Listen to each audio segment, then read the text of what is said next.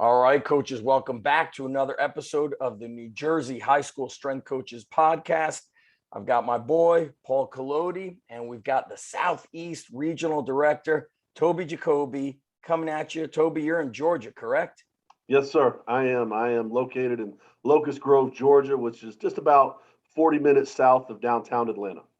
Beautiful. So we always have a lot of stories about different things. You know, Paul is right now about to wrestle with a tornado. So I was thinking of that movie. What was it called? Twister. Twister, Twister. where they Yeah. where they chase the tornadoes. Yep. So I don't know. That movie didn't like really get me all hyped up, but our friends at Power Athlete seem to like it. You know, not that they're the final answer on movies. And when I years ago spoke down at Georgia Tech, my wife, she's like, I didn't want to tell you that sometimes the storms are very bad and like there's lots of delays. So I flew in and out on the same day, and it was like driving the Jedi simulator. So I always have that memory when somebody mentions Atlanta.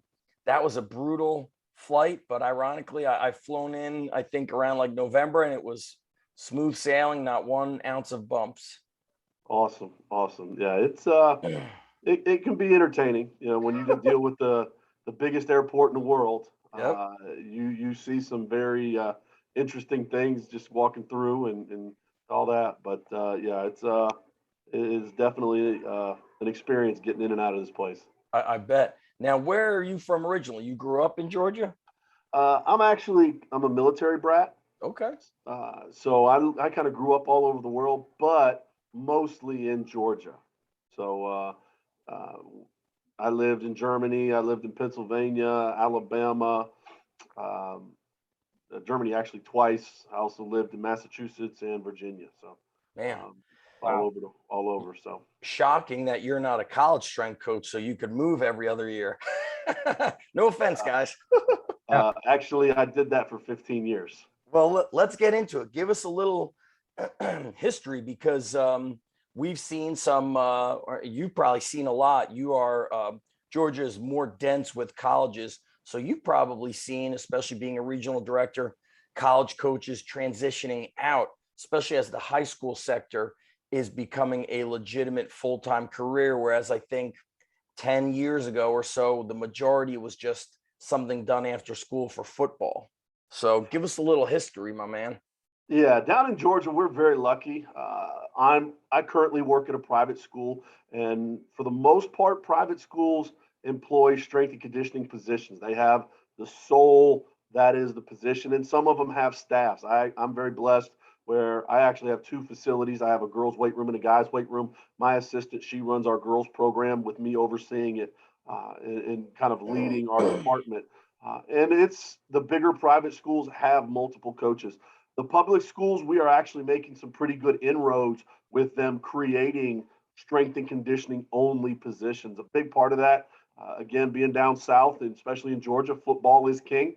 And, there is a tremendous amount of success with a lot of the private schools within the upper tier classifications in Georgia. And our triple and 4A and 5A programs have had a lot of success. And so those public schools are saying, okay, what are they doing different than we are? And that's a big piece of it. And so you're starting to see a lot more public schools create strength and conditioning only positions. And it's a growing thing. I know in South Carolina, they have a pretty good strength and conditioning coaches association Yes. where they have some really good jobs in South Carolina in the public schools. Alabama, it's kind of a hit and miss with the public and privates there. Mississippi, I think from a solely a high school strength coach standpoint, we've got some room to grow. But the good thing with Mississippi is they actually have powerlifting as a recognized sport in Mississippi. So it's just, I think it's in the winter. Yeah. So that falls in with that. In Florida, something very similar where weightlifting is a FA, Florida High School Athletic Association recognized sport. So in the Southeast, we are very, very lucky in that respect. As far as the positions go, it's definitely grown. This is my 8th year at Strong Rock, and I've seen quite a few positions being created, whether it be from people recognizing the importance of it or just people saying, okay, these other schools are being successful. What do they have that we don't? And being that reason behind it.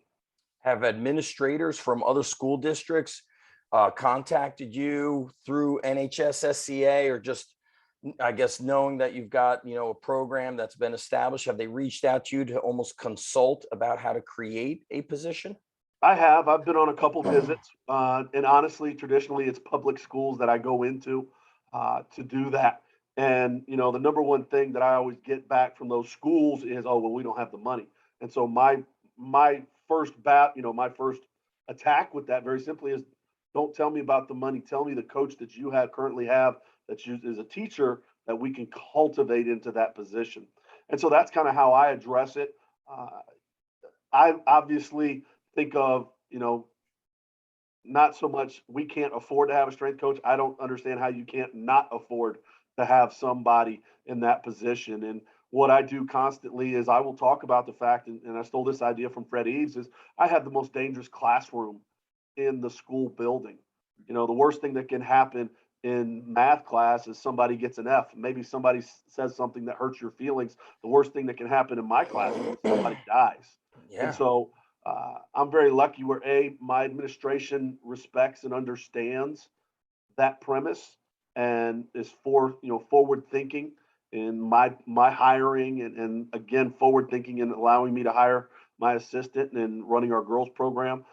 So it's definitely something that I've been reached out multiple times. Again, I've got Gary Schofield right down the street, one of my best friends. Yes. Gary and I live probably about 10 minutes apart, and so we spend a lot of time with each other. So usually, if they don't reach out to him, they're going to reach out to me, or vice versa. A lot of times, and it's just one of those things. But I have been a part of some visits where I would talk to different administrators, talk to different principals. We have a connection with the Children's Hospital of Atlanta, where through our athletic trainer, and honestly, a lot of those inroads have been made through that because they contract out trainers so much that I've been able to make inroads with them to be able to get into a lot of schools as well. What do you mean? They have a strength coach in the hospital? No. It's a Athletic trainer. relationship the athletic trainers have. So it gets me in that door, or the athletic trainer will go to the administration and say, hey, I'm seeing a ton of back injuries. I'm seeing a ton of this. Maybe let's look at this. And so that's kind of how we've had to do it a couple times. But it's been fruitful, honestly. Gotcha. I see Paul got bumped out with the tornado. So this was my question or kind of statement, kind of piggybacking on what you said, Toby, with the injuries.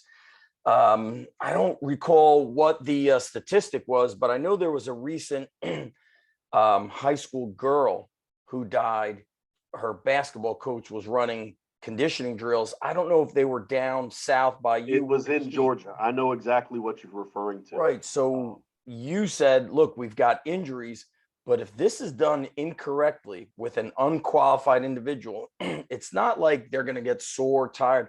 We've got kids dying, and that right there should scare administrators enough to say, you know what? We need somebody to come in who understands how to safely build back athletes, integrate them into strength and conditioning from a freshman perspective, kids who you haven't seen for the summer, and somebody who's not experienced. I mean, I hear stories quite often. Kids I'm training are in a high school weight room, and they say that the coach allows the freshmen to come in and start doing power cleans and benching. So scary stuff. Paul, we were talking about the safety factor that Toby mentioned, to the point where there are athletes who have actually died going through quote unquote strength and conditioning under a unqualified individual.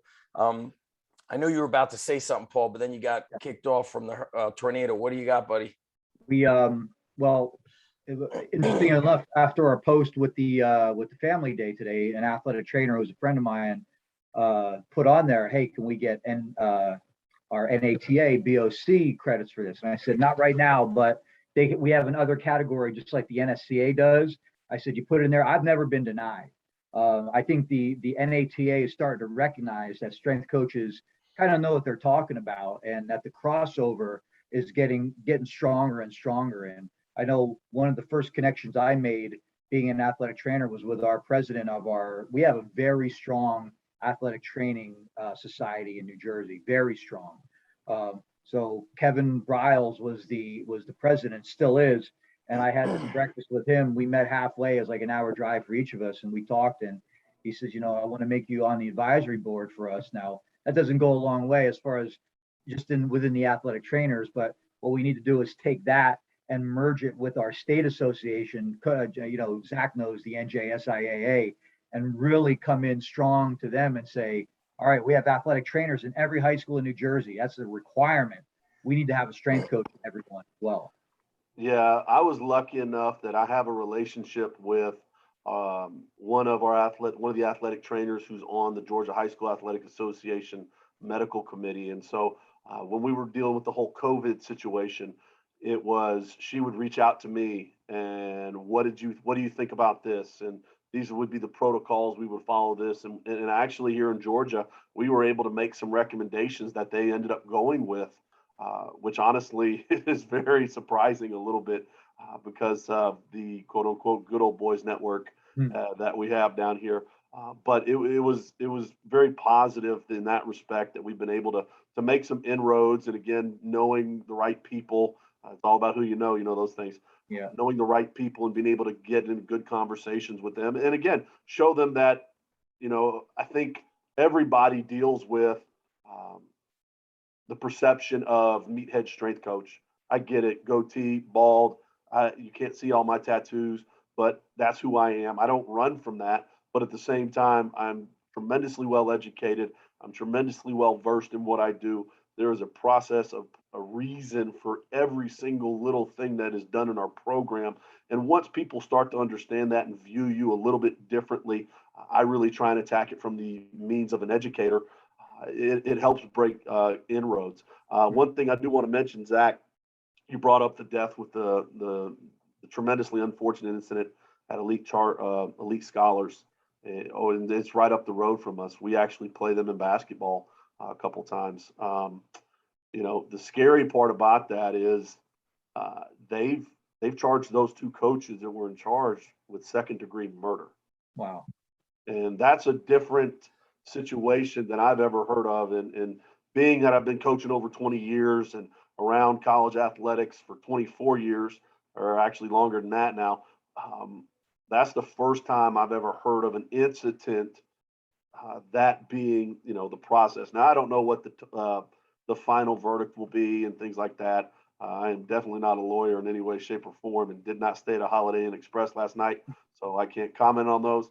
But that initial, okay, they're charged with second-degree murder, it's scary, and it's something that I think maybe will hopefully catch the eye of administrators with understanding not, like I said, it's not the fact that we can't afford a strength coach, but we can't not afford one. Correct. Because that's where I think our industry is. I think these scenarios with regards to we can't afford, it has to really be, I always say, let's make it very, cut and dry. Are we doing what's in the best interest of the kids? If you don't have a highly qualified professional to work with athletes, dangerous things could happen. And just like, kids don't know what they don't know, coaches don't know what they don't know. And let's say it's something else, like you have a baseball team. When I first started working with our baseball team, the coach did not want to work with me. He had, his program, and he said, I've got a core day, I've got an arm care day, and a strength day. He's like, can you fit in with that? And I remember when he said that to me, I thought to myself, well, maybe he's done a lot of research. Maybe he's read up on Eric Cressy's programming and invested in his programs. The kids came in, they had a workout with like 25 sets of chest. And I remember the kids were, on the bench backwards. When they would dumbbell bench, they would bang the weights together. And my weight room is not, like what you guys, what you've got or Paul has. I've got those hex dumbbells. You bang them one too many times, they're going to break and fall on your face, take somebody's eye or teeth out. It was flat bench, incline bench, push-ups, chest flies. It was 25 sets. And I said to them, you got to let me help your guys. They were doing tricep kickbacks. And so I look at that like, what? I used to train like that, but not banging the weights together. But I recall in high school, why does my shoulder feel like there's a knife stabbing in it?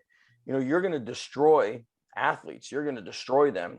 And I really think that if you're at the top, I even had this conversation with a buddy of mine who's in the NFL.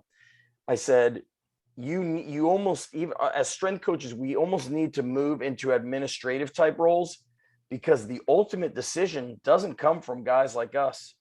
What do I mean is, in my school district, our superintendent retired, but he was a former D1 football player. His brother just retired, was a legendary coach, 30-something years, football, wrestling, track. His two boys wrestled at Cornell. They know sports. I don't think my superintendent right now knows what a strength coach is. And so the people at the top have to really be, in the know. And that's where that's the tough thing for strength coaches, is we love boots on the ground, but then we do these things. We end up wrestling with people about our importance. And like you said, we're pretty damn smart. What I was going to ask you, Toby, is we mentioned injuries.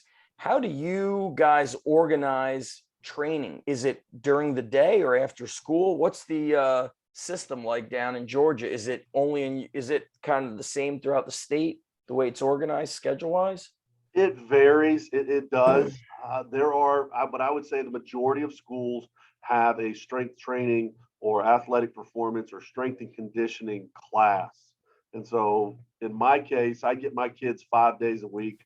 I don't get them for very long. So it takes some tremendous, especially with COVID and all that kind of stuff. It takes me being tremendously creative with what we do, because time is so valuable. And what I mean by valuable, I'm talking I have 20 minutes to train on Wednesdays. That's it. Why 20 minutes? If we get out of school at 1:55, because we always do continuing education for our teachers every Wednesday, so we don't have teacher work days. And so we have 7 periods on a Wednesday. And so also my situation is my facility is not at my school. It's about 300 yards away. Mm-hmm. So my kids have to come and go. And oh, by the way, they have to change out. They have to make sure they're wearing the uniform. And so there's a lot of different dynamics that go into why and how we train the way we do. It's not ideally the way I would like to train my kids, but it's the best in the situation that I'm given. Right. And so I think that's the thing that I truly believe makes a successful high school strength coach. It's not wins and losses. It's not championships. It's, can you provide the best you can for your kids in your situation?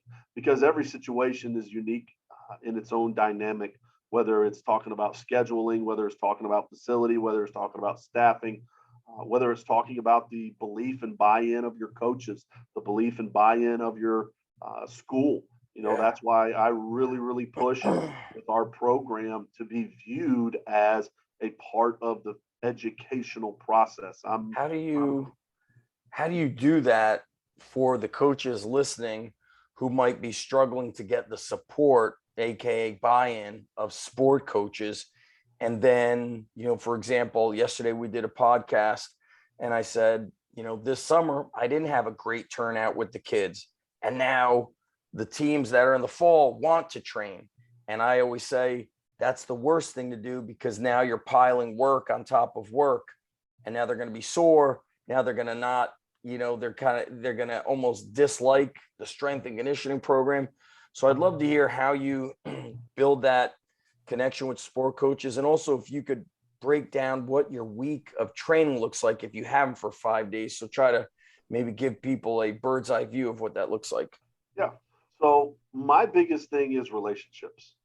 It's connecting with the coaches. It's having actual conversations with them and taking of the advantage of the opportunities to get to know people. And what I mean by that is this. I stole this from this idea that I used when I was coaching in college. I had worked for a guy at Charleston Southern, Jay Mills, a good friend of mine, but he was very stuck in his ways and how he was going to do things. He was a strength coach or a sport coach? He was the head football coach. And so he wanted this, this, and this, and this. And so I wanted to change a lot of things when I came in. Well, he was resistant to that change.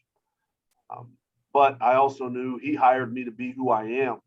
And so what I started doing is I started taking him out to lunch. I started removing myself from the normal, traditional areas that we would have a relationship. And I put us in different arenas to be able to cultivate a relationship. And I kid you not, after our first off season, we did some things that I wanted to do. He let me do them because I brought him up at lunch. He said, "Oh yeah, that's a great idea." And I had one of the football coaches who had been with him for 10 years at that point in time. He pulls me aside after the meeting. He's like, "How on God's green earth did you pull this off?" What were those things you wanted to do that he let you do? I think it would go from we went from a rep max to a 1 RMs. He didn't like timing 40s. I wanted to time 40s. It was just some simple things, nothing too monumental, but it was things that he had been ingrained in his head that you couldn't do and you had to do it this way. And I was just that guy who walked in and was able to change things. And I actually took that model and utilized it with all our sport coaches at Charleston Southern. Because when I took that job, it was just a football only job. And by the time I left 4 years later, I had every single athlete under my umbrella as far as strength and conditioning. And so what I try and do with our coaches is I make it a point that before school, I don't have a first period. I teach 6 out of 7 classes, but I don't have a first period. So I would make it a point before school to walk around and talk to different coaches. And, "Hey, coach, how you doing?" Sit down. I do that with our administrators too. And that's one of the big ways that I've been able to, I don't want to say weasel my way in, but navigate being viewed as an educator, not just a meathead strength coach who yells all the time. Now, do I yell a lot? Yes, I do. But at the same time, I really want my school to see this is a lot more than just a weight room. This is a place that our kids can come and grow, not only physically, but obviously mentally and spiritually as well. And the way I view my job very simply is this. I have to do everything I can to give my parents the value of what they're paying for. Like that. Now, my work week is very unique in the respect of I lose 15 minutes every single class period because of transition time, because of changing clothes. And again, my facility is not at my school. So all the times that I'm telling you, go ahead and knock off 15 minutes from, and that's how much time we have in the weight room. So on Mondays, my classes are right now 50 minutes. So I have 35 minutes to train. On Tuesdays, they are 45 minutes. So I have 30 minutes to train. On Wednesdays, they are 40 minutes. So I have 25 minutes to train. On Thursday, we go back to 50 minutes. And on Friday, it's 50 minutes. And again, there's a multitude of reasons of why that is. There's different things that we do. But to give you an idea of what we do during the week, Monday, our kids come in. We'll do a lower body explosive exercise. That will be our day where we will focus on our front squat. I'm a big front squat guy with high school athletes. We don't back squat. So that's the day. You don't back squat at all? I don't. What's a warm up look like because you're on the time crunch, to get everybody going? Well, again, COVID related. What we have to do is it's got to be built in within about 4.5 minutes. It's all in place. It's all dynamic. We incorporate a lot of our core work into our warm up. It's just part of how we've had to do it. A lot of jumping jacks. We do a lot of quick feet drills, to get the core temperature raised. And then again, what we're doing for that day, i.e. on Mondays, we're going to warm up with some body squats. We're going to warm up with some lunges.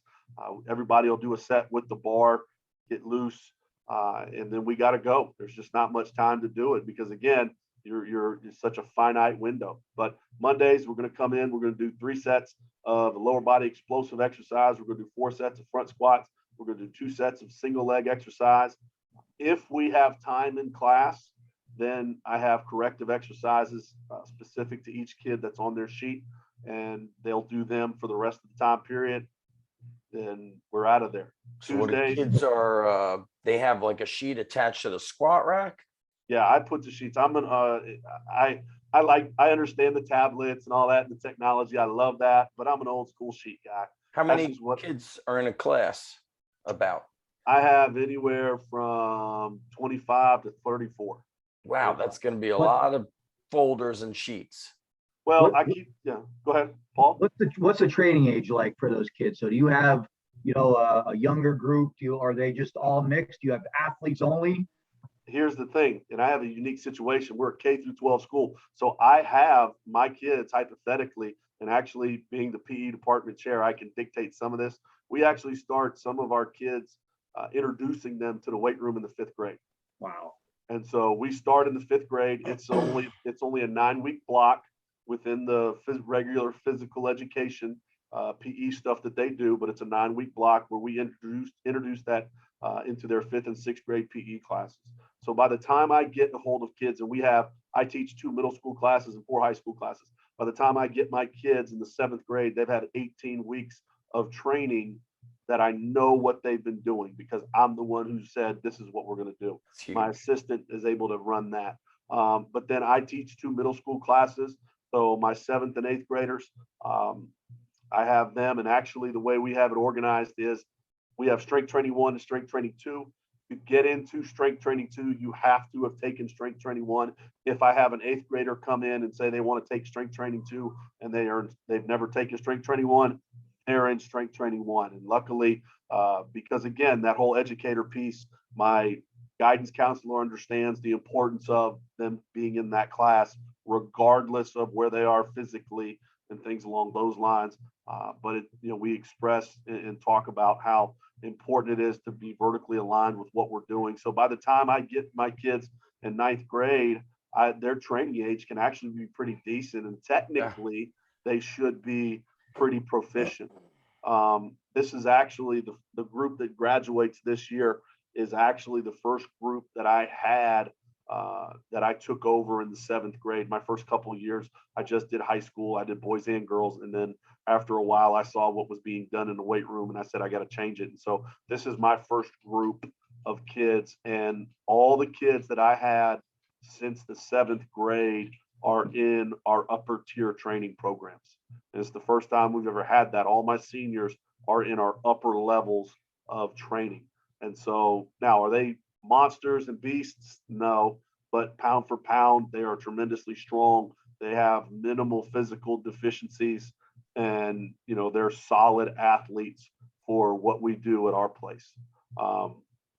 But getting back to our program, on Tuesdays we come in again. Tuesday's a really short day. We have the same.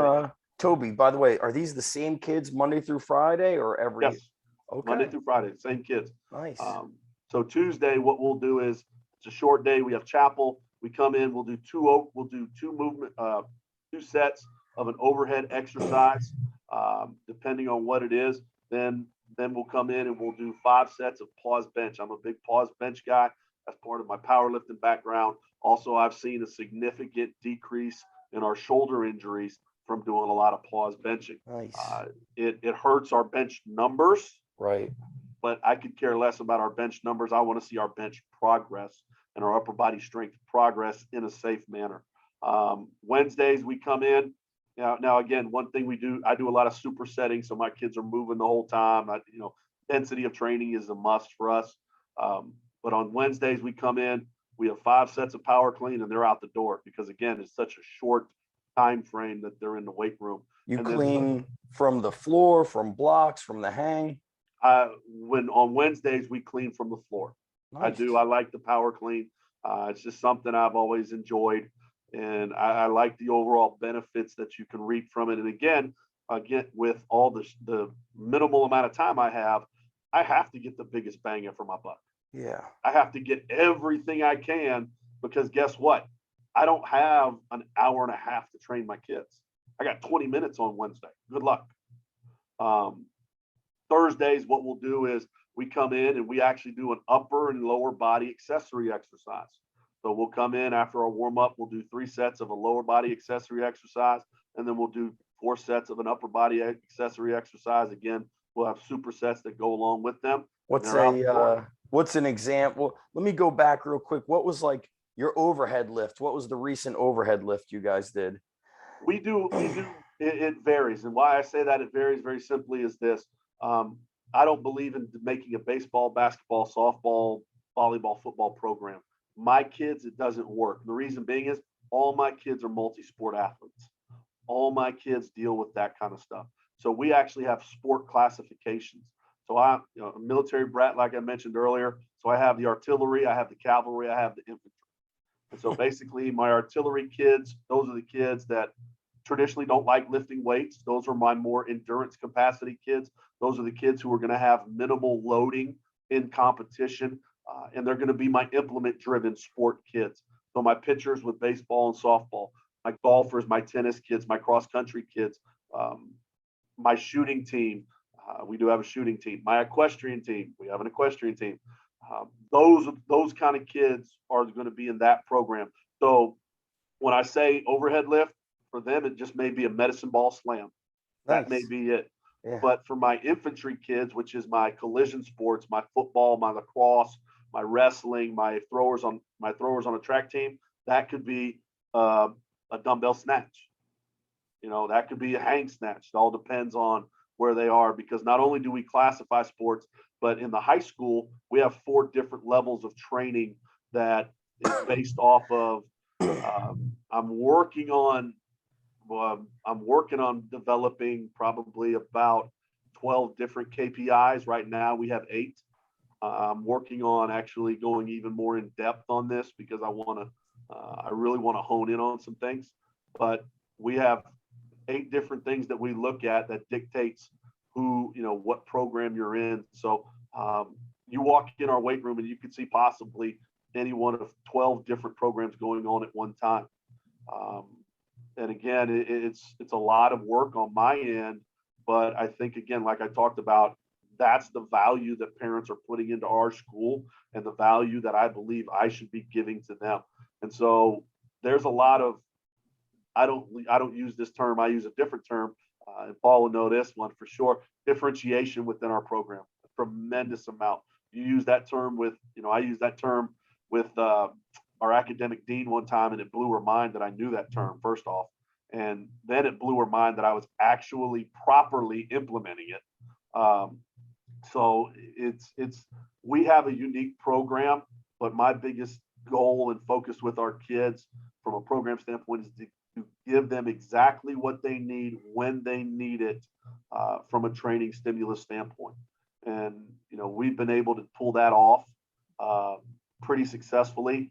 This is something that I've cultivated over, I think I started this back when I was at Western Carolina as the head strength coach. And my last year there in 2005 was the time that I started really diving into different types of systems as far as training. Back in, when I started it, first off, when I first started, everybody did the same workout. And then a couple years later, then everybody started doing, line skill combo as far as football goes.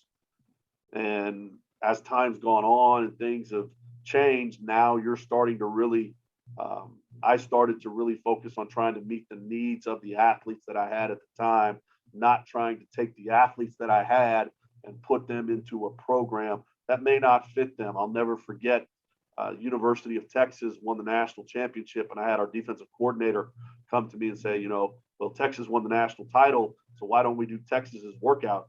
And I'm probably the best comeback I've ever given in my life. I said, Coach, I will do Texas's workout when you bring me Texas's players. But it's the truth. And I think a lot of times as strength coaches, we do what we know, we do what we've done, and we do what we like. But do we always give the best thing for the kids and what they need, when they need it, and where they need it? And so I've had to take a step back. I'm a power lifter guy. I love squatting 7, 8, 9, 100 pounds. That's not a problem for me. But is that what's best for my kids? Probably not. We talked about the front squat earlier. I believe the front squat is a superior exercise to the back squat. Not that I hate the back squat. I like back squatting.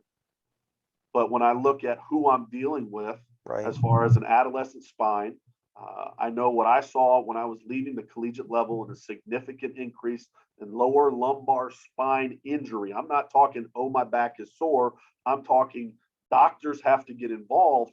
That's a bad thing. When you're talking, you see, 5 or 6 freshmen a year have issues with that. Okay, maybe there's something going on here. And so when I made the transition, my mindset was I'm a good coach. I can, I'm a really good coach teaching the squat. I'm going to coach it up and do it. Well, guess what? I coached it up and we still had some issues. So I went away from it. I tried something better. I tried something else. And, it's been tremendously beneficial. Here's the reality is what's more impressive. When people ask me, I had a coach ask me one time, how can I get my football coach to buy into not back squatting and only front squatting? Right. I said, okay, here's the question. What's more impressive, a 400-pound front squat or a 500-pound back squat? 400-pound front squat. Yeah, it's so funny you say this because the past few years I say, if you put a gun to my head and said back squat or front squat, I'm going with the front squat. And I don't know if we mentioned this, Paul, but I've mentioned it on my own podcast where I didn't teach the front squat in the beginning because I hated hearing the kids complain about their wrists. And it was like an emotional issue of my own. And then I realized it's going to bother them for like maybe the first session or maybe only 2 or 3 of the first sets. Then they're going to realize this ain't so bad. And then 2 to 3 weeks in, they're squatting better. And I've also found that when they back squat, they tend to go too heavy and squat high. And the front squat promotes a full range of motion more often.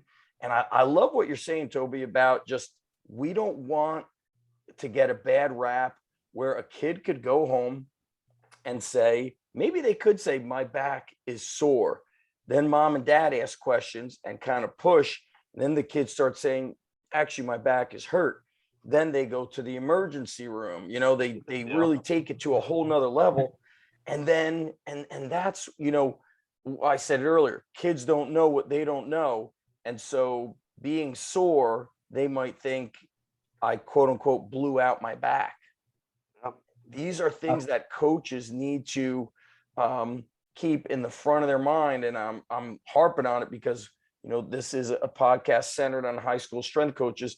Some of the listeners may not be full-time like us. They might just be running it after school and just kind of learning these things. So it's what's also cool is like, you have these shorter blocks, but they're training 5 days a week. I feel like the consistency, it's proven to me to trump the intensity.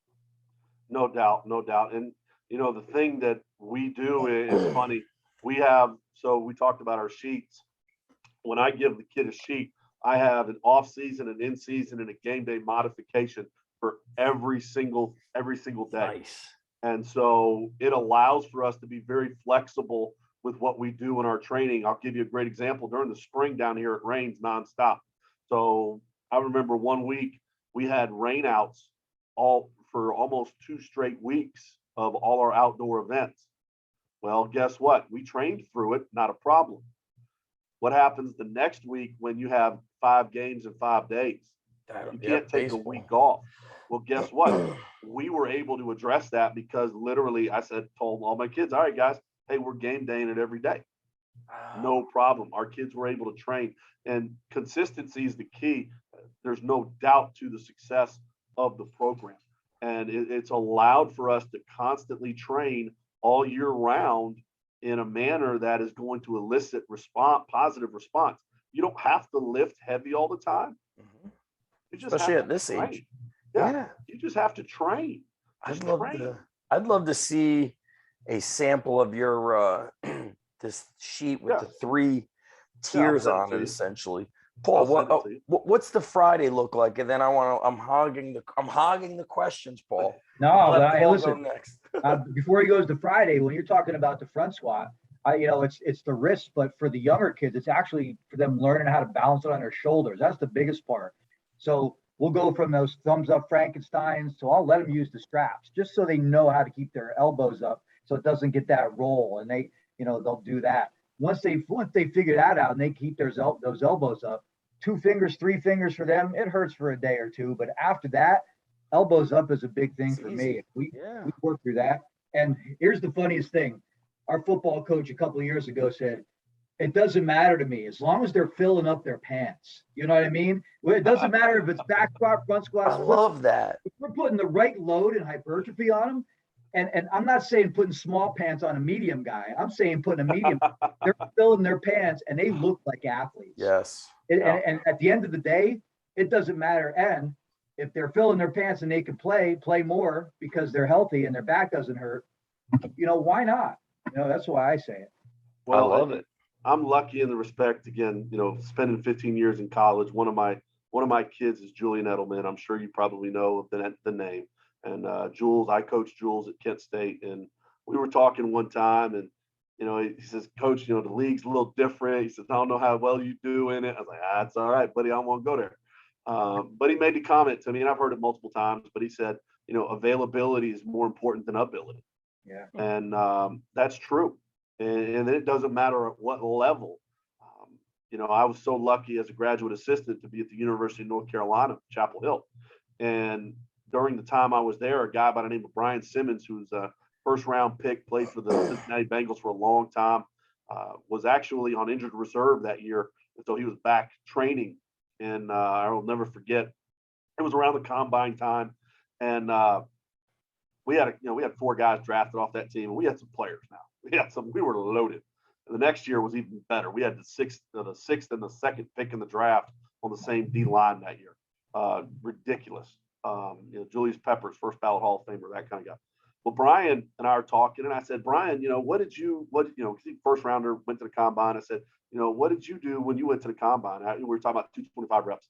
He said, I did, 17. And Brian's a big dude now. He's 6'4", he's probably about 240, and I was like, 17. It's like, he's like, but bro, it don't matter. If you can't get there, it don't matter what you bench, squat, or clean. He says, I was 240 pounds and I ran 4.55. I said, okay. Yeah, it makes sense. Right. But, I think it's just one of those things that you have to look at what's the most important. And mobility and movement for us is tremendously important. The reason I tell you that story is Friday. Friday is a mobility speed day. What we'll do sometimes is we'll warm up and we'll run flying 10s. We'll run 10-yard sprints. We will test and invert every once in a while. We'll test in the broad every once in a while.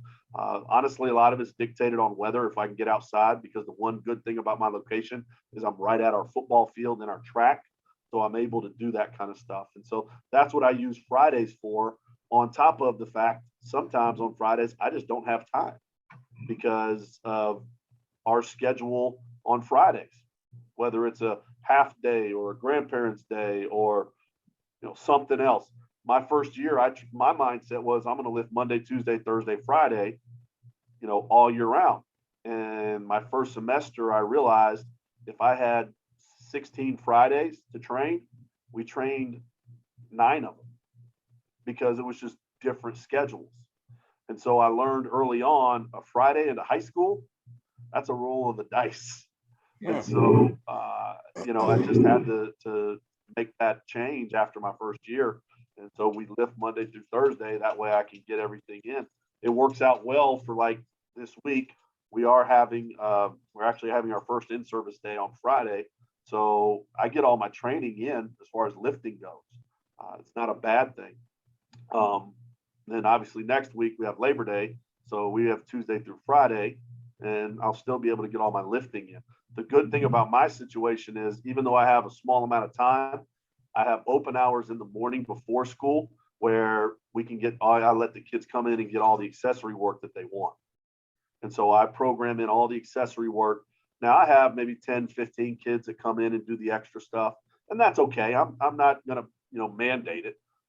But I can really see what kids are really committed and compelled to being great. And I track that kind of stuff. And then I also have, and we do that Monday through Thursday, or our before school lifts. And that's only about 30 minutes. And because again, I have to go to COVID duty, I got to go take temperatures. and then on Tuesdays and Thursdays after school, we have speed school for our off-season sports. So my kids will come Tuesdays and Thursdays after school to where they'll go for 45 minutes of a speed session. So my kids who are in an off season, they're going to get movement 3 days a week, and they're going to lift 4 days a week. For a high school kid, that's plenty. Yeah. Oh, that's a lot. That's So, great. It's a complete program. Yeah, and that's what we try and offer. And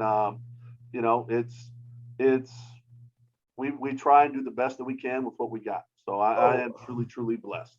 Toby, the kids after school in the off season, does the coach tell the kids, hey, this is what we do, or is it optional? Because I wonder, a kid shows up once this week, then he doesn't show up for 3 weeks, then he tries coming in and he gets his butt kicked, and you're spending more time on a kid who's missed the boat. Does that happen? How does it work? That's happened. I've had kids walk out middle of it. And the way my younger days, I'd lose my mind and throw stuff and scream, and I can't cuss at Strong Rock, so I don't.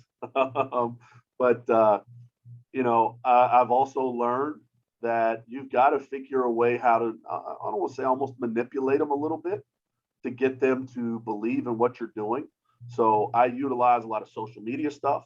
Mhm. I utilize a pretty significant reward system with what we do. Like what? So what's the rewards? we have at the end of the semester, we do all our assessments, and we have our Patriot Power competition. Oh, cool. And in the Patriot Power competition, a part of that is our athlete's attitude spectrum. Oh. And so I know Paul's familiar with it. Jeff Jansen, I think, is the guy who brought that out, where it's the resistant, reluctant, committed, compelled. Resistant, reluctant, compliant, committed, compelled. And I've actually got a numeric way to evaluate that, where it's 100% objective. It's not subjective. It's not my opinion on kids. It's objective. You have to show it. And so it's been something I've been working on over the past couple of years, and I think we've got a pretty good model going in place right now. But anyway, a part of that is the kids who are committed they come and get X amount of extra workouts in, and the kids who are compelled, they have to get X amount of workouts in and then do 5 compelled acts. What I mean by that is they have to bring somebody along, whether it's coaching somebody up in the weight room that I haven't told them, whether it's bringing them to a workout, a compelled action. And so that is a huge piece of that Patriot Power competition that they can earn points for.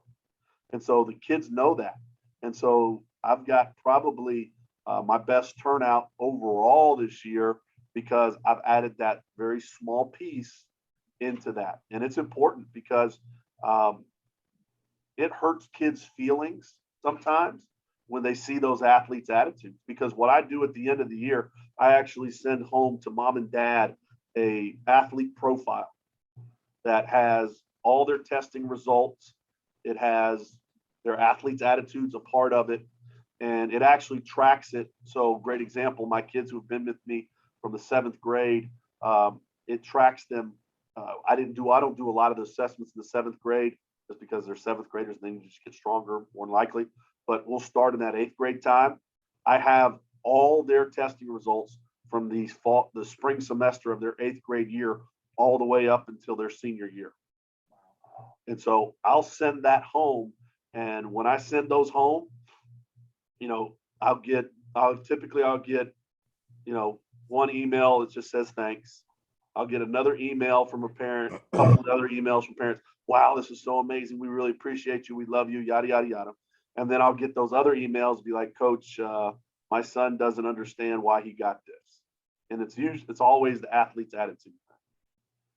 And, you know, it's pretty interesting. Great example. We've got a wrestler who's a pretty good wrestler. He's pretty good, you know, state level, you know, 4th or 5th type finished state athlete in wrestling. And he's a resistant. And guess what? He doesn't understand why he's resistant.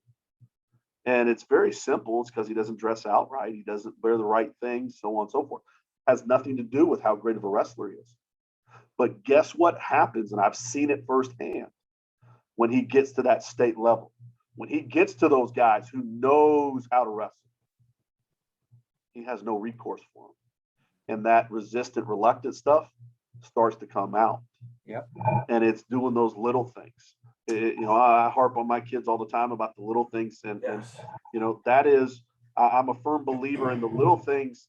You know, they don't allow the good things to happen. They allow the greatness to happen consistently. And I always use the parallel, you know, growing up in the 90s, everybody knows Michael Jordan and yada, yada, yada. We can all talk about the LeBron Michael debate. That's neither here nor there. Michael's better.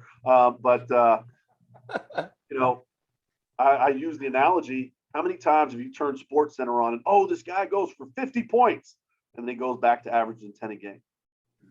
While you look at what a guy like Michael Jordan would do where he hit 50, 45, 40, 50, 50. It's because of those little things that he didn't allow for others to be, you know, he was compelled because he was going to pull people along, kicking and screaming. And, you know, that's what I try and instill in our young men is constantly, you know, we talked about Fridays in our schedule. And one thing I try and do on Fridays is we call it in our world, BWI, Biblical World Integration. Being in a Christian school, we have to do that. A lot of people probably call it character development. And so I do that. And typically I center ours around our core values. I'm a big acronym guy. It helps. I think acronyms help for kids to remember. Our core values are respect, excellence, accountability, performance. And that goes right along with Galatians 6:7, basically saying reap what you sow. And so we talk about those core values constantly. And I'm going to utilize examples in life in general of how those core values are important. And then, you know, I stole this from Garrett Keith and his idea of having his kids talk about how they view those core values. Having somebody say, okay, Johnny, tell me somebody who you saw exhibiting the core value of respect, because that's what we're talking about this week. Excellence, whatever it is. And not only does that meet a need that I have from an educating standpoint, but it helps those kids realize there are more things that are important than just the iron. Now, we're talking to the guy who gets up at 4:20 every morning to go lift weights. I'm going to get up tomorrow at 4:20 to go deadlift. But, you know, there's more important things long term. And I tell my kids, my whole goal with them is very simple. The last time they walk out of my weight room, that I have done everything I can and they have done everything they can for them to be the very best version of themselves. And that is why I do what I do. That's why I may lose my mind some days. I lost my mind this morning on a kid, but it was needed. I didn't feel bad about it. I did it in the right way, but it was needed. What did you, I'm echoing here. What did you do to kind of connect with this kid or reprimand him or whatever, you know, losing your mind because. I just called him out. I called him out and screamed, you know, it went from of Coach Jacobi's normal voice to, oh crap, everybody shut up, and backed away from him because they got scared because they knew I was really mad. But it's one of those things that we just had some renovations done to our weight room. I think a lot of people have seen those pictures. Yeah. But I told my knuckleheads, don't drop the dadgum bar, and this kid was kind of constantly doing it, and so I just lost my mind on him. He dropped the empty bar. They dropped a bar with weight on it. I said, guys, we explained this. We went over this. I don't like saying things twice. And then it was one of those situations. I brought him aside privately and said, are you kidding? I said, I understand if it's a ninth grader who has no clue how we do things. You're a junior. You know how we do things. And he tucked his head and said, I'm sorry, coach. And it was a knuckleheaded moment, but I utilized it, and it serves for the understanding that not only am I going to hold them accountable, but nobody is above being held accountable, which I think is very important. I did that when I went to Kent. I made the big mistake when I went to Western. I've taken over a lot of programs. When I left Western Carolina and went to Kent State, I learned from a previous mistake. And so when I got to Kent State, I asked the head football coach, I said, who is the biggest, baddest dog we got on our football team? I said, I want to talk to him before I ever met the team. So he got me with the kid. We sat down and I said, okay, I've got 2 weeks before the season starts. I started in July. Crazy time. That's a whole nother conversation for another podcast. And I sat down, and Danny Muir is every bit of 6'2", 6'3", 280 pounds. Danny ends up playing 10 years in the NFL, started the Super Bowl for the Indianapolis Colts, played on a bunch of teams. Probably the only player I've ever really been scared of in my entire life. I've never told him that. But I saw him get mad one time and swing on one of his teammates, and I was like, oh, But I told Danny in our first meeting, I said, I'm going to pick on you every second until camp starts, and I'm not going to stop. I'm going to attack you nonstop. I'm going to attack your manhood. I'm going to attack who you are, because if I can do that as a leader, everybody else is going to see it. Now, it's not personal, and I know what you want. And I obviously we had a conversation first before I brought this up, and I said, I can tell your heart. You want this team to be successful, because they were coming off a 1-11 season, and we had that conversation. And he said, all right, coach, I'm with you. I said, you've got how our team will respond during the season is going to be how you respond in these next 2 weeks. And so for the next 2 weeks, I rode that kid absolutely positively in the ground. The good thing is, A, he understood it, and B, it resonated throughout our entire program to where we improved to, they were bowl eligible for the first time in 20 years that year. So it's those kind of moments that I steal from now, where I know I have to make sure sometimes I have to make an example out of a kid to ensure my job's easier 5 years down the road.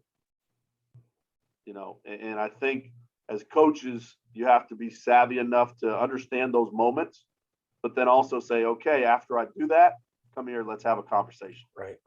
And understand, hey, you messed up. It's not me picking on you. I'm holding you accountable because I want you to be great. I want to see the players holding each other accountable, but I also believe, when you're the coach, you've got to call somebody out. I've done that too, but then I say, hey, why am I tough on you? Because I love you. If I ignore you, you've pushed me away a gazillion times and really proved to me that we can't help you. So, Paul, you got a final question for Toby before we ask him about a movie and food question? Just reading, our school's closed tomorrow because of the severe flooding, and my wife just texted me that our best friend's basement is flooding tremendously right now. So I may have to go in a few minutes, but I think we got to do a second one on this, Coach. If you read Martin Rooney's book, Coach to Coach, it talks a lot about what you were talking about. And, the last 30 minutes of the conversation, to me, we can talk about differentiation. We can talk about sets and reps and meathead mentality. All of that pushed aside, you know, making sure that the kids have life lessons when they leave the weight room, not just sets and reps lessons. I don't know who said it, where the quote came from. They'll never remember, the kids will never remember you for your programming. They're going to remember you for you as a person. And, you know, to me, if the strength coach is listening to this, don't take this personally and run with it. They should maybe get out of strength and conditioning, because it isn't the weights. It is about the discipline and commitment and all of those things. And man, if the kid can walk out 100 in Central or Middletown South or Strong Rock with those under their belt, they're going to be great for the rest of their lives. And that's the way I look at it. And that's the way my daughter is, because I coached her that way at University of Pittsburgh. I don't worry about her in that way. And I'm hoping my son and everybody else. And I know, Tobi, you get the letters from former athletes, and Zach, you get the letters from your athletes as well. You had Johnny Paz on there, who's having, you know, a great year at Rutgers. I just think that, to me, that's the way strength. If we want the administrators to buy in and believe in what we're doing, we have to show them that, what it's going to do. And I appreciate everything you talked about, Tobi. And that's my serious side right there. And I know Zach talked about the movies and the food, and I didn't get my notebook upstairs. Zach, I got a notebook, 3 pages of rib. I don't even know what to call it. They're just instructions. I called Tobi one day and said, "Hey, I'm doing ribs." He's like, "Get a notebook." So I got my notebook out. I have 3 pages of notes, from taking the membrane off to the mustard. Come on. Where are you going? Oh, sorry, my wife's yelling down at me. But sorry. And I got to say, the ribs were the best I've ever had. If you haven't, and again, strength coach, if you haven't looked at Tobi's Facebook, Twitter, or saw the tomahawk steaks coming out of his oven. Damn. Yes. Hey, they ain't coming out of no oven, brother. They coming out of the smoker and the grill. Now, it's what do funny you? What's your grill, Tobi? You have the green egg. What do you use? Oh, shoot, that works strong, rock, buddy. There ain't no Get your green egg in this notebook house. out. Yeah, no. It's funny because I can actually parallel what we just talked about to this conversation, because one of the things that we do, and it's something that is kind of taken on legend at my place, is the summer cookouts at Coach Jacobi's house, where I will, and you want to talk about cultivating relationships and things like that, and getting the kids to understand you truly love them and care about them. Spend 12 hours cooking for them.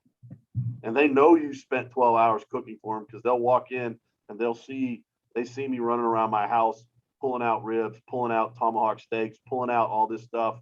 You know, that's just something that we do. And it's been tremendously successful. My kids know, and now it's to the point where the parents, you know, will ask me about, what are you doing? What are you doing this year, coach? And what are we having? But again, we have a little summer competition. What Paul was talking about, the tomahawk steak. And we have a team competition during the summer, but for the individual winner, they actually end up winning a full tomahawk steak that I cook for them. We'll put it in the smoker. It'll be on 275. It'll be 30 minutes per pound. 20 minutes per pound. Pull it off, and we'll put it on the grill 5 and 5. Let it rest. Unbelievable. I will also cook. I think I cooked 6 racks of ribs. I smoked 6 racks of ribs this year. We did 4 racks of spares and 2 racks of baby back. My wife, being a true Southern belle, every once in a while she'll cook fried green tomatoes. If you've never had fried green tomatoes, you are missing out. I promise you. Wow. Zach, you will have to come down just so my wife can cook you fried green tomatoes. It will change your life. Hey, I admit, growing up and my family was from the South. I couldn't do it. I got married. My wife was cooking them. I tried it. Heaven, absolute heaven. Fried green tomatoes. But we try and make it just a special day. And that's something I've done. I started it back at Western Carolina. I started it back at Western Carolina on a grill trying to flip hamburgers. And it was raining outside, so that was pretty miserable. But anything barbecue, I'm down for. I absolutely love it. My kids, they've learned that they love coming over to Coach Jacobi's and eating steak and ribs and, whatever we can find that a, 17, 18, 16-year-old's going to enjoy. So if it's going to be food, I'm going to go anything I can put on a grill or in a smoker, no doubt. What grill do you have at home? I have no clue. I have Basic. no idea. Just a Nothing basic fancy. grill. Nothing fancy. No. It's No, like, I've learned. it's like weights. You don't need fancy weights to get strong. No, you don't. You don't. It's all about, I think with the grill, it's about time. About the fuel. And with the smoker, it's about temperature. If you can get good temperature on a smoker and it can be consistent, you're going to have great food. I firmly believe that. What I think about Paul froze? Yeah, Paul, you froze a little bit. That's all right. What's the last question? We talk always about a movie that you love, that you would recommend, something that's whatever. That's easy. The Predator. Oh, wow. When did you Predator. first see The Predator? I remember mine. Where were you? How old were you? What was the I event? was living in Stuttgart, Germany in 1980. I don't remember what it was, where it was, but I was in Germany. My dad was in the Army. Yep. And so that resonated with an Army brat, anything military. And so that Predator, I love it. My father, actually, when my wife and I went on a date one night, left my two daughters with my dad. He made my kids watch Predator with him. Favorite movie is Predator. And he said when he went out on a date with his wife, it was your dad or your wife's dad? My dad. His dad had the kids watch Predator. I watched Predator for my older brother's birthday. I think I was in third grade. So we're talking like 1983. So my brother had a birthday party, and I don't know how many kids it was, not a lot of kids. I think movies back then were like $2.50. Oh, but sure. maybe like 8 kids, so watching Predator for my brother's birthday. So if I was in third grade, he was in 5th grade. And the 80s were just, the action heroes were so pumped up, and all the training montages. You were so inspired to train. Oh, no doubt. No doubt. That is great. Any last questions, Paul? I'm sorry I missed the food, but I'm going to throw out an invitation. Tobi, family day, come up Saturday morning. I'll pick you and your wife up from the airport. You guys stay in Manasquan. My wife and I will come down. We'll all go to Point Pleasant. We're gonna play water balloon game. Oh, you cut out. Oh man. He's cutting out. We're 5 minutes from a like an amusement park boardwalk. So over the summer, I ran into Paul. I didn't even know that he was going to be there. We're, that food's all like, that's bad food. They don't have good bar. I don't know there's some barbecue places up here, but it's nothing like down south. The place that I ate down south was outside of USC called Southern Belly. It's like a little shack. Mm-hmm. And I had a grilled cheese pulled pork sandwich, and it was legit. There's a lot of those neat little mom and pop places all around, and it's just the sad part is now that I've started cooking my own and spending so much time doing it, I don't like eating barbecue out anymore. Yeah, because what's I've said the same to my wife is Paul says he keeps cutting out, things are getting bad up there, so he said we'll have to do a part 2. Yeah, it's crazy. This hurricane, this weather is crazy, but let's shut it down. We'll definitely do a part 2, Tobi. You got to wake up early. You got this 4:20 a.m. wake up. We tell everybody go to nhssca.us to become a member. When is your family day down in Georgia? Do you know the date? Is it the fall, the winter? Ours is in October. Ours is in October. I'd have to look at the exact date. I'm that mean guy who yells at but sends those emails with exclamation points to all my state directors to make sure you'll get those in. So I apologize, guys, all my state directors. But yeah, I know we've got quite a few family days here coming up down south. So it's definitely going to be. Is it because Georgia's such a big state? Do you have like two of them in different locations, or just one? Right now, we're still doing one because the predominant amount of strength coaches are in the metro Atlanta area. Okay. And so right now we're doing one. Ideally, we'd like to have multiple in every state because, those family days are designed and created to be, that front door to the NHSSCA, just for Yeah. people to come in and see, hey, this is what we're about. This is who we are. Um, for me personally, the NHSSCA has been so amazing. Just the opportunity to be here with you guys is through that. And, Yes. but I mean, great example. Right before we got on this call, I literally had called Garrett Keith and wished Claire, his 10-year-old daughter, happy birthday. And they call me Uncle Toby because I've gone over and stayed at their house. He stayed at my house.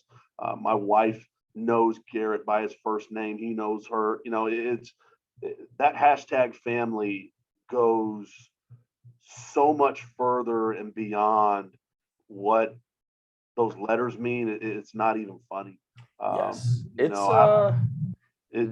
amazing when, I had Rob Brokaw and his wife come stay at my house during the summer. Ryan Johnson came down during the summer. When we had our state clinic here during the spring, my wife and my kids went and stayed at my mother-in-law's house, and I just had a bunch of guys come hang out. I mean, it was great. That must have been great. And you're right, hashtag family. I mean, I've had this conversation with athletes at my school, is I was like, we could have it on our shirts and close out family and all that, but I go, you got to live it. You got to do it. And the NHSSCA has been the most family oriented, true, supportive organization I've ever been a part of. I mean, you'll only know it if you're part of it. I could try to put it into words, but it doesn't, it doesn't amount to what it feels like. Great people. And the unique thing I think about us is very simply is this: we are here to help other people. And when you talk about this past year at NatCon, we gave away over $60,000 worth of stuff. We gave away a master's degree, a full scholarship master's degree in strength and conditioning. It's crazy. Coach. You start figuring about the impact that, we talk about impact and what you can do with kids. What happens when you start having all the bells and whistles just because someone gave them to you? That's amazing.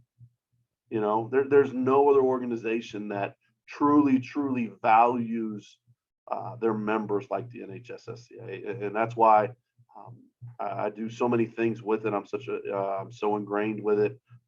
Actually, I don't think, let's see if you can see that. Yeah. Wow. I got that when I won the Coach of the Year thing.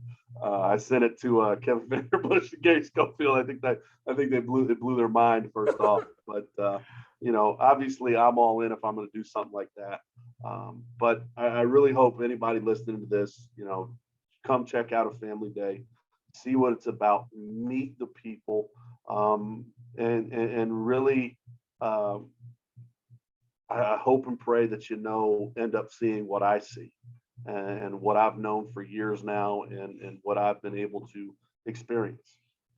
So. Yeah, 100%. I mean, yeah, I love it. If you're involved in high school, of whether you're private sector, public school, private school, part-time, full-time, you got to be part of the NHSSCA. Great people. So Tobi, is any of your, because I know you kind of handled the continuing it, like we have the back end of the website where people could put in, program design, videos, fundraising. I sent the video of a tour of a weight room. How much or how often are you updating? What do we call that section? Continuing education or professional development? Professional development. Do you update it once a month?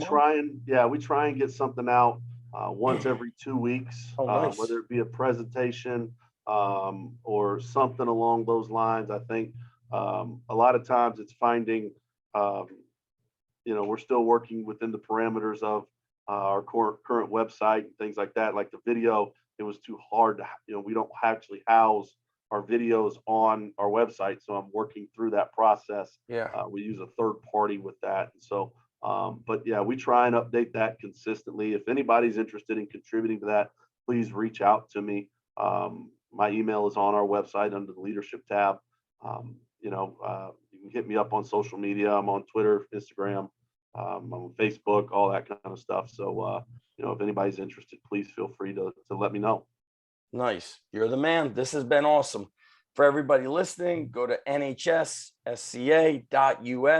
for the Family Day. You click on events and you have to register for the Family Day. Those are free events, but we still want you to register.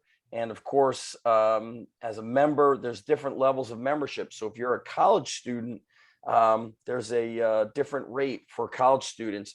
And it's going to be interesting to see some of these college kids now being able to intern at the high school level versus just at the collegiate level. And I'm like you, I've been at all the levels, and the high school level is the most challenging with the schedule, the numbers, it's very challenging. And of course, for very, all good though.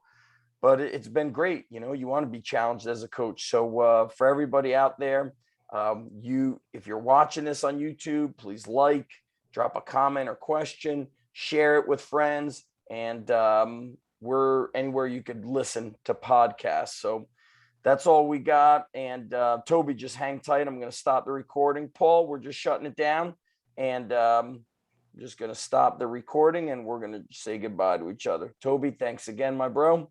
And thanks Thank you, to brother. everybody. Appreciate it. Thanks to everybody for listening. Thanks to my bro, Paul, as always. And we're going to stop recording.